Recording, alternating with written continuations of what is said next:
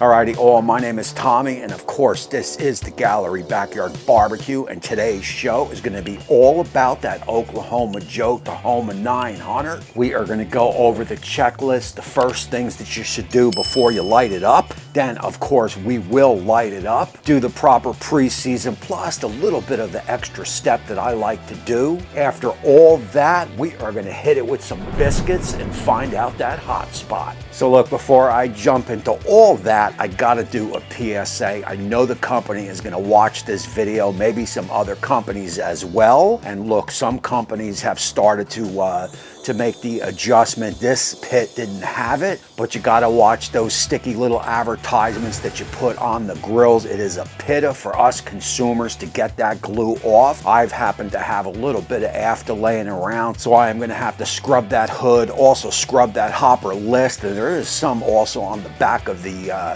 on the back behind the lid as you open it up. I have to scrub all that before I get to step one. And now that I have completed all that jazz right there, let's get on and let's start the show.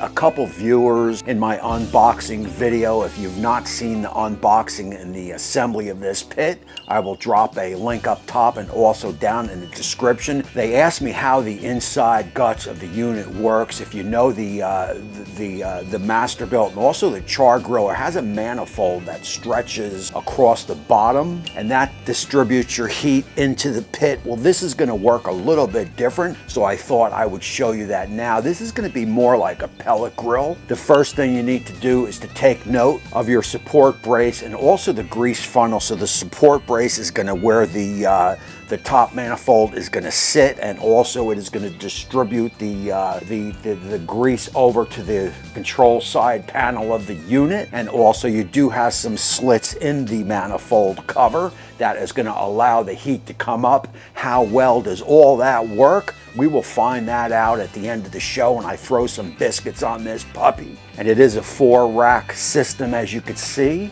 Also, the top rack has an adjustment of 2 levels, and it is also buttoned down pretty sturdy, so that is good. So let's move on to that checklist that you're going to need to do before you light it up for the first time. So before we go ahead and dump that fuel in the hopper, you are going to want to follow these steps, and that is step number 1. You're going to want to check your damper knob to make sure it is working properly, and at this point you're just going to want to keep it open. From there, go down below. You want to make sure that little fire grate is installed. Once that checks out, you could shut your hopper drawer. From there, move on over up to the hopper and just peek inside and make sure there is nothing in the hopper itself. At that point, you are going to shut everything down. Make sure the hopper is locked down. Make sure the ash drawer is locked down. Now let's move on over to the control panel. After you plug the unit in, you are going to power up the control panel, but do not set any temperature, because at this point what we want to do is we want to make sure that fan is working properly. And to do that, you are first going to move on over to the hopper, unlatch it and open it up. At that point the fan should turn off. Once that checks out, shut that hopper, latch it down, and the fan, yes, should turn back on. From there, go down to that ash drawer, unlatch it, open it up, and again the fan should turn off. Shut that down, latch it back up, lock it back up. Now the fan should switch back on. One last point that you can check is unscrew your little smokestack, put your hand over it, and make sure you've got some nice good airflow. Once all that checks out, you can power the unit down, grab that fuel, because we want to fill it up with 4 pounds of fuel.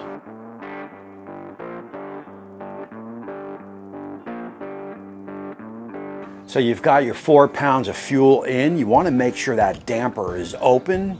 Once all that checks out, head on over to the control panel and power it up, but do not set your temp yet. From there, head down to that ash drawer, open it up and get yourself 2 fire starters, get it inside and light it up. Wait a couple seconds. From there, shut that drawer. Make sure you lock it down. Make sure the hopper is locked down. Gonna want to make sure you've got some smoke coming through the chamber and also out the smokestack. Once all that checks out, head on over to that control panel, because you are going to set that dial to 250 Fahrenheit. From there, just wait a couple minutes because you are going to see smoke coming out of the stack, also smoke wellinging up from the chamber. At that point, the manufacturer is recommending let it run 250 Fahrenheit for approximately 30 minutes. But of course, the Gallery BBQ does take a little bit of an extra step. So after about 15-20 minutes of me running it at 250, I will change that dial up to 350 Fahrenheit. At this point, I will just let the pit run at 350 Fahrenheit, probably for about 10 minutes or so. From there, I will grab my can of veg spray because I want to season out the inside. I've got some cast iron grates. I want to hit them. I want to hit everywhere inside the chamber. And basically what I am going to do is I am just going to bake that in. This is no different than seasoning a cast iron skillet in the stove. I will probably let that run for about 10-15 minutes or so. At that point, I will grab my biscuits. We are going manufacturer's recommendation for the biscuits at 350. Now look, I've seen a lot of biscuit videos around the net. Basically how I do it, I am looking to burn the biscuits. I am not looking to cook the biscuits perfectly. If they don't burn on the bottom, then how am I supposed to know the hot spot?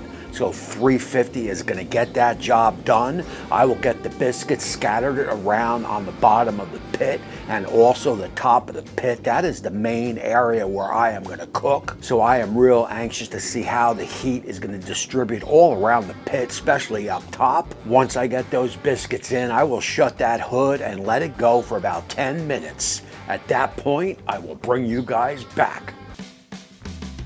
So the pit seems to be holding perfect temperature at that 350, so that is a huge plus as I begin to turn over the biscuits. You can see the left side by the hopper seems to be where the hot spot is going to be as I work left from right. The middle doesn't look too bad, and also the right side doesn't look too bad. Now what I am real excited about is that top, man. The top looks just about perfect. We are even right across the board, and that tells me that the system that Oklahoma Joe uses to distribute that heat inside the chamber is a complete go.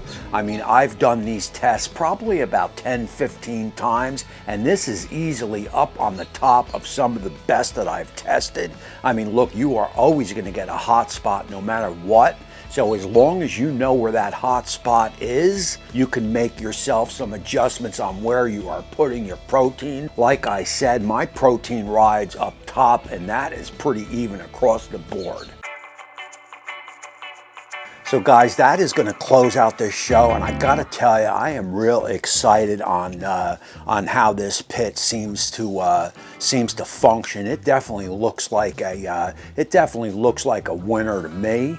Now there are a couple things that I have to check as we roll on forward, and one of them is how it snuffs out the fuel after you are done using it. A lot of times when you shut that hopper down, close it up, shut everything off, that fuel is still going to run, but you would like to see some remaining inside the hopper. We will look at that as we move forward. Also leave down in the description what it is that you guys would like to see me cook first. I know I've asked this before, but I am going to ask it again.